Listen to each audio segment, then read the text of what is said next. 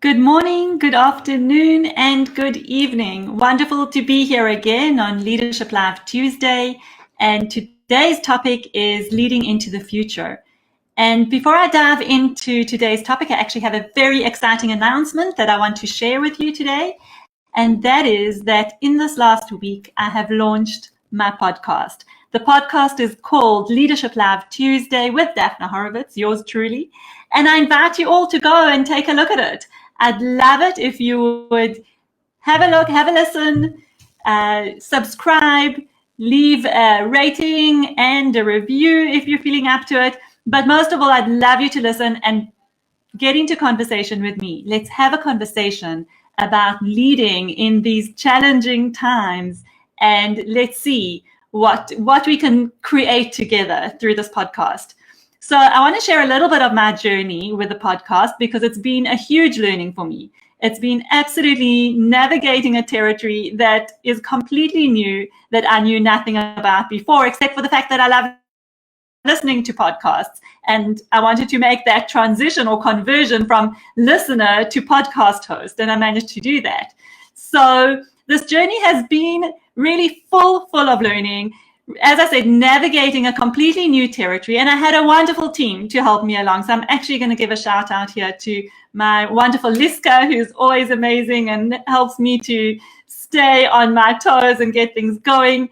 Annie, who's a wonderful manager in terms of my podcast management, and Andy, the wonderful sound engineer who just does an awesome job. So thanks to you guys, we've been able to navigate it and get to the side of the launch. And what I want to share with you today is that actually, for me, this launch it happened before I was ready. It kind of just, all of a sudden, my podcast was live and I had all these big plans to create a whole launch and a build up and have a website page ready and a whole lot of stuff in place. And just almost overnight, this thing was live and I wanted to do something with it while it was live, but I hadn't. It kind of caught me by surprise. I wasn't ready for it yet. So what happened, and I think we all have this experience of sometimes something just happening, maybe before you're ready, before you fully planned, before you actually have all your elements in place as you'd want them. And there's a whole lot of scrambling and frustration and wanting to get things going. And I have to say that my biggest learning from this was to actually just let go. Understand that this has happened. And I reached out to a really good friend of mine and she said to me, you know what? Perhaps there was divine providence here in terms of your message just had to get out there. So it was out there and then you had to follow along. And there was a big element of just letting go, understanding that maybe it didn't happen according to plan, but it's happened. So let's run with it and let's flow with it and make this thing happen. And of course we did, and we got everything up and going and it's live, and please do go visit it. And I think for me, there was a beautiful analogy here or metaphor with what's happening for us right now in terms of the coronavirus pandemic. Because I think before we had this whole COVID situation, we all had our plans. We knew what we needed to do. We kind of had some idea of where we were going, what our plans were, how we wanted things to look, and we were working towards those. And then this virus came and turned our world absolutely upside down. We didn't really know what we were dealing with, completely new territory. And we were left with this question of what's going to happen and how do we manage it? And I think a big part of our learning has been how to kind of surrender the stuff that we don't know, let go of what we don't know, and work with what we have so that we can create the best of the situation. And this is really what I want to talk about today. It's how do we lead into this future where we're still very much in the throes of the pandemic and the uncertainty and the change, and how do we lead through this? How do we do this? So I want to shout out to the people who have joined us today. Thank you for joining us. And I see Liska is here, and Annie and Tanya. Hello, Tanya. Wonderful to have you here. Let's see who else is on. Say hi to us in the comments. As always, I love to see who's here. I think we've got Ivan and Ariella and Ingrid as well. Welcome to you all. Christian, say hello. Let us know where you're from, where you're tuning in from.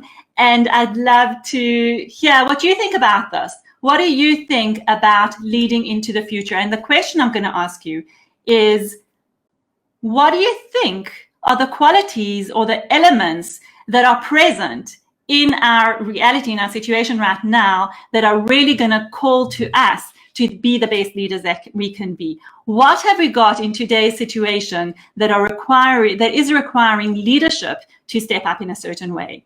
And that's really what I'm going to be talking about. So going back to the corona pandemic and how it's caught us by surprise, and how now as leaders we've really needed to step up to say, how do we handle this? How do we lead our people, our businesses, our communities, our families? What do we do as leaders? And something I want to highlight here, something I haven't yet spoken about on any of the episodes of Leadership Live, is that we actually have been going through the change curve in a very real way. And it's been taking some time, and I think everybody is in a different place on this change curve as well. So for those of you who know the change curve, you'll know what I'm talking about. For those of you who don't, it's that the different stages that we go through when we experience crisis or change. And the first stage is the stage of denial, which I can say I was totally in it in the beginning. When we heard about this virus and it was coming up, I was going, oh no, it's another flu virus. It's going to go. Don't worry. Let's carry on. Business as usual. Then you go into the mode of resistance. This can't be happening to me. Why is it happening? How can I change it? I don't want this to happen. And a lot of us have experienced this on some level. So part of it is carrying on as normal. Part of it is realizing you can't carry on as normal. So how do we fight it? Let's fight the regulations. Let's fight the restrictions.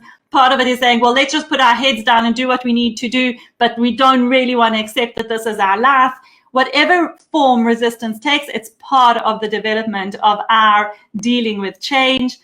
The third stage is exploration. So now once you've been through denial and resistance, you start to understand, okay, hold on a sec, this thing is here to stay. How do I understand it better? What do I need to know? How do I find out more information? And I think sometimes that element of looking for every new piece of information, how many cases have been identified, how many cases are seriously ill, how many people have died, all of those, following the stats and really wanting to know every single thing. And do we build antibodies or do we not build antibodies? And all those very specific questions that people really want to know and are questioning all the time. We want information. We want to start the exploration phase so that we can understand it, because when we understand it, then we'll know how to deal with it. And then we move into the fourth phase, which is the phase of acceptance and commitment. Once we've dealt with the struggle, the denial and resistance, we've gone through the exploration of really trying to understand and gather as much information as we can, we then move into that stage of, okay, I accept that it's here. I understand we're dealing with something that is going to be here for a while. What do I do with it? And committing to moving forward and seeing what we can do.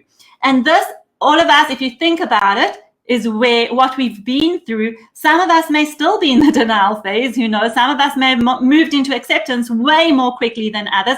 Everybody at their own pace, and that's okay. But sometimes recognizing where you are on this change curve also helps you to understand your level of responses, your emotions, your level of stress, and your behaviors and actions, how you're dealing with it.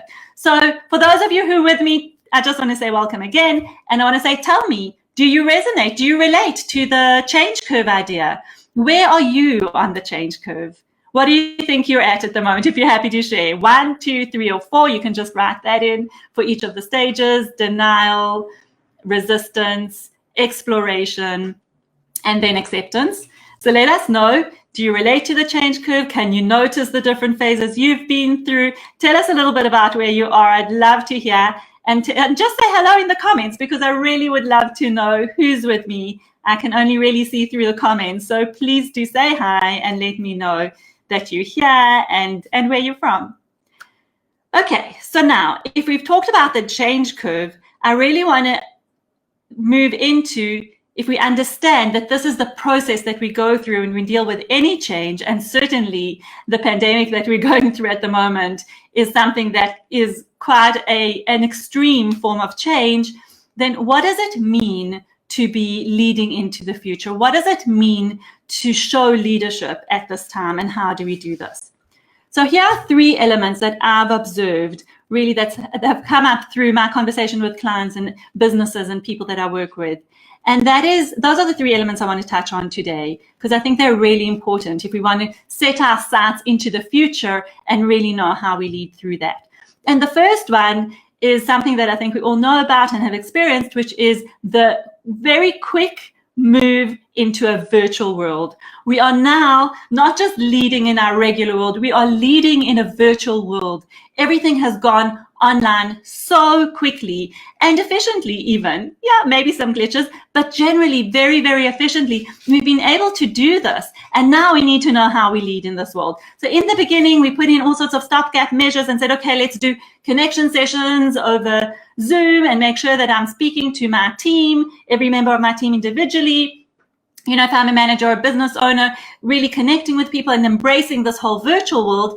But now we realize that this is something that's here to stay. So we need to really make it part of our world. It's not something that we need to do as a stopgap measure. It's something that we need to integrate into our life and make sure that we are using the online space and technology in the best possible way so that we can lead the way that we want to lead. And we really need to think creatively about how we're going to do this, how we are going to make online part of our regular day-to-day routine. Now, I know I've spoken about this before, that being online can also create a whole lot of fatigue, exhaustion, burnout, because we're constantly sitting in front of a screen. So we need to now understand how we pace ourselves around this virtual world, because it's important to have connection. It's important to be also off the online world. So how do we use it to the best of our abilities so that we really get everything that we need? So combining the ability and the positive aspects of being online with really managing ourselves, managing our time, creating the boundaries,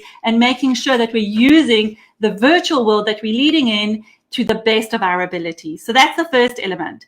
The second element that I'm noticing is that there is an increased need for focus on relationships. And what I mean by that is, of course, the whole challenge of connecting on a virtual world is something that's come up very, very strongly. But even more than that, we need to be showing a lot more empathy. We need to be building relationships in a very different way. And we need to increase the sense of collaboration. We really need to understand that we're in this together. And for me, this is a topic that I'm absolutely passionate about, because often when we think about leadership, we think about the person at the top who leads the way, shows the way, tells the way. And actually, I think this model has completely changed. I think now we need to look at some sort of collaborative model where it's not one leader or a few top leaders who lead the way, but actually that we're all so in this together and we all have responsibility in terms of our areas of leadership. And how do we do this together? Not to look up to our leaders to take us out of the situation, to lead our business out of it, to make sure that we still have jobs, or to make sure that our business still survives. It's actually how do we all take part in creating the new version of whatever it is that we're doing and what it will look like into the future, and that we all have a responsibility in it. If I take Corona as an example, which is just such a good one, I think that on one level, we've seen a lot of rules and regulations and restrictions in terms of how we need to measure this or manage this. And my view is that there's an element that's missing in this model, and that's the element of personal responsibility. And I know that we're each showing personal responsibility in terms of how we're taking this on, and, you know, obviously some to a greater extent than others. But I also see that our leaders haven't really encouraged us in that way. They haven't enough really put the ball in our court and said, you know what, this is the situation. How do we lead through this together? How do we, every single person in the world, take personal responsibility in terms of really managing the situation and making sure that we are looking after ourselves, considering the social impact of our behaviors. I know there's been talk about it, but I just feel not enough actually trusting and handing over some of that responsibility. And I can just imagine there are going to be so many people who disagree with me on that, in terms of the people who don't follow the rules or, you know, disregard blatantly the laws. However, I do believe that when you hand over responsibility to people to do the right thing, the vast majority of people want to do the right thing. They want to look after themselves, their families, and their community. And I just feel that there's been too much of give the power to us, hand it over to us, we'll tell you what to do, and then we'll just do it. And I just don't think that's a good enough model of leadership for today. I think we have to move into this model of leadership that is in everybody's hands. We're all in this together. So this is really looking at that collaborative leadership, relationships, building relationships, looking at how to do this differently. We now have to build trust and rapport in a very different way, whether it's with our clients, whether it's with our staff, families and communities, because we're not able to see them and share that physical space. Regular water cooler meetings, popping into each other's offices meant that we could easily build relationships, trust and rapport with people. And now that's going to require more effort, more conscious effort. And that's part of this second element of the collaborative leadership, focusing on relationships. The third element that I've noticed is really that there's an increased focus on what's really important to people. And really, when you deal with high level of change all the time, people tend to go back into their core places of safety to look for what's really important. And certainly I'm noticing that a lot of the conversations I'm having are around connecting back to purpose, understanding, are we in the right place from a career or business point of view? Is this where I really want to be? Am I in the right place from a geographical location point of view? Something interesting that I've noticed is, when I work with expats in different countries, a lot of them are reconsidering, do they still want to be where they are, or do they want to move back home?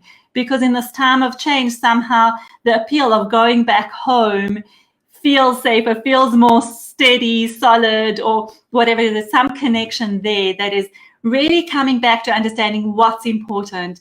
I see a lot of emphasis on spending more family time, people being very conscious of, am I spending enough time with the family? Am I spending quality time with my children? So that's something I noticed, the really going back to what feels safe, what feels more connected to myself, what's really important. Because when we feel so unsteady in our external environment, we really want to go back inside and connect with ourselves and what's important and make sure that that happens around us.